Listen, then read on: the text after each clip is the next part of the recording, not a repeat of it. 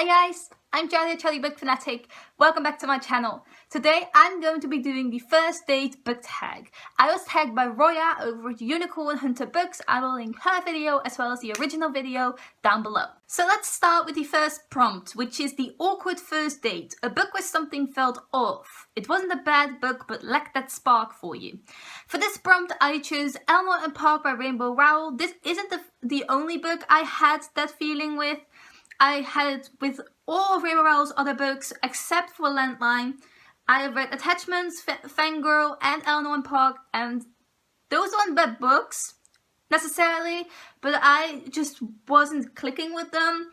I don't know why, but with Eleanor and Park I didn't feel connected to the characters and I really didn't like the ending of it, but a lot of other people like it, so it can't be a bad book. The second prompt is The Cheap First Date, a book that turned out less than you expected. And this might come as a surprise, but I went with Gemina by Amie, Kaufman and Kristoff for this question. This is the second book in the Illuminate Files trilogy. I love Illuminate, which was the first book in this trilogy, but Gemina was really good, but I expected more from it. I expected it to be more like Illuminate, where I had this magical feeling of it being completely new to me and meeting all of these awesome characters, and this book just didn't give me that same feeling that Illuminate did. Prompt 3 is Well Prepared First Date, a book that turned out better than you expected. For this prompt I chose Gathering Darkness by Rhodes. This is the third book in the Falling Kingdom series. I didn't like the first two books, which were Falling Kingdoms and Rebel Spring. I didn't connect to the characters, but I was interested in how the plot would develop throughout the series, because I had heard Sam from Thoughts on Tomes, we'll link her channel down below, rave about this series. It is one of her favourite series right now. And I wanted to try it, but I really didn't like the first two books.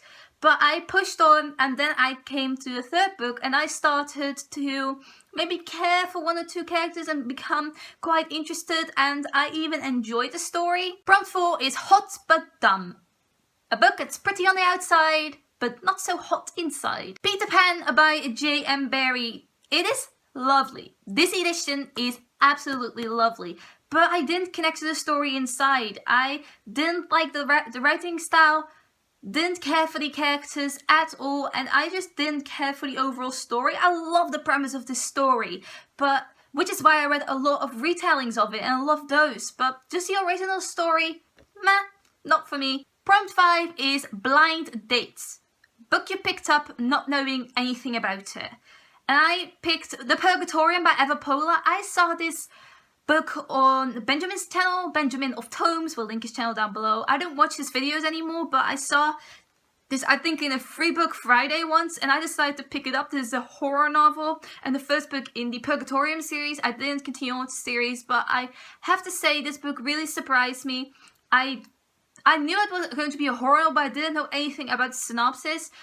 I think it's also self-published, I'm not sure about that though, but I quite liked it. Wasn't the best book I've ever read, but I did enjoy it. Prompt 6 is Speed Dating, book you read super fast. The Universe of Us by Leav. This is a poetry collection, so naturally I got through it so fast. I finished this, I believe, in one day, and all the poems made me smile and cry, and I will link my review down below in which I tell you what my favourite poems from this collection were, because it really left an impression on me. Prompt 7 is The Rebound, a book you read too soon after a book hangover and it kind of ruined the book for you.